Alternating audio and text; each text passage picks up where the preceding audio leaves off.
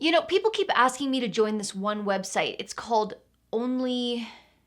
what was it? Oh, that's right. Only Games. That was it, right? Well, you're in luck because I did. Only Games is a marketplace where independent designers sell miniatures. I got to work with their sculptors to turn some of my favorite original characters into tabletop minis, which you could buy right now if you wanted. This first set is 5 characters. Augury, my tiefling smuggler boss, looking exactly like the boss bitch that she is. Elowyn, the battlefield medic, holding up a potion and ready to treat any of your party members wounded in combat. Wisteria, the wizard school student in the middle of running away from a disaster that she almost certainly caused. Nimwin the necromancer, standing atop a pile of skulls because I have no chill and she has no subtlety. And finally, Necrasha, my beefy barbarian and the miniature we will be painting in this video. You can get your favorite or even the whole set at ginnyd.com/shop. I'll put the link in the description. I have minimal mini painting experience, but despite not having all the proper tools and stuff, I really enjoy it, so let's try it out.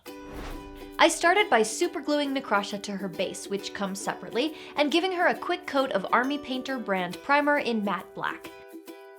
Now I'm just gonna block in the colors. I'm using a mix here of MSP miniature paints and just regular old craft store acrylics that I had lying around. Necrasha's costume can look a little one note because of all the brown, so I tried to differentiate the pants with a lighter brown to break up the whole look. Then I added a cream color as a base for her furs.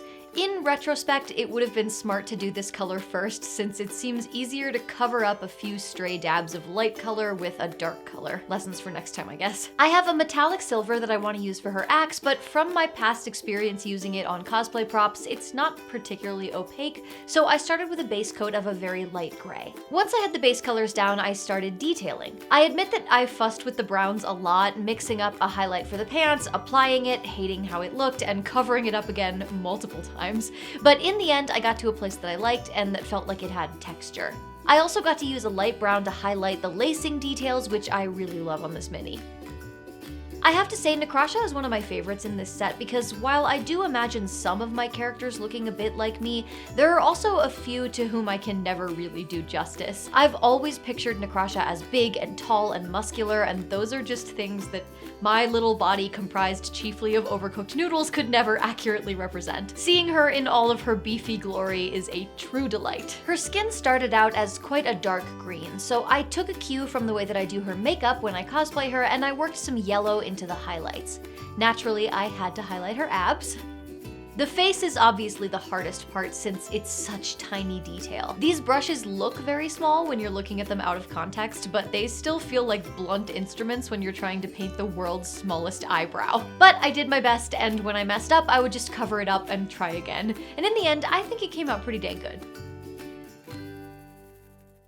I jumped around a lot with the detailing at this point, adding a black wash to the silver of the axe to tone it down, highlighting the hair, and just generally tweaking things all over. I have a few little dark blue ribbons and some beads in my Necrasha wig, so I got a little blue paint and added some accent bits to her hair. There are also some straps on her axe head, which I went over in a dark brown to match the leather wraps on the handle. I would really like to add some sand or rocks to the base, but I don't have any of those sorts of materials just yet, so for now, this is where we conclude. I am very happy with how she came out. I'm still a beginner when it comes to mini painting, but I find the process really meditative. When painting the rest of the minis, I quickly found out that it's very easy to lose track of time and paint until 1 a.m. Or so I've heard. Find out for yourself. Pick up whichever character you like best, or save a few bucks and get the whole set at ginnyd.com/shop. I will put the link in the description to make it easy for you. It is absolutely surreal to see these characters spawned from whatever miscellaneous stuff was in my costume closet, transformed into beautiful miniatures.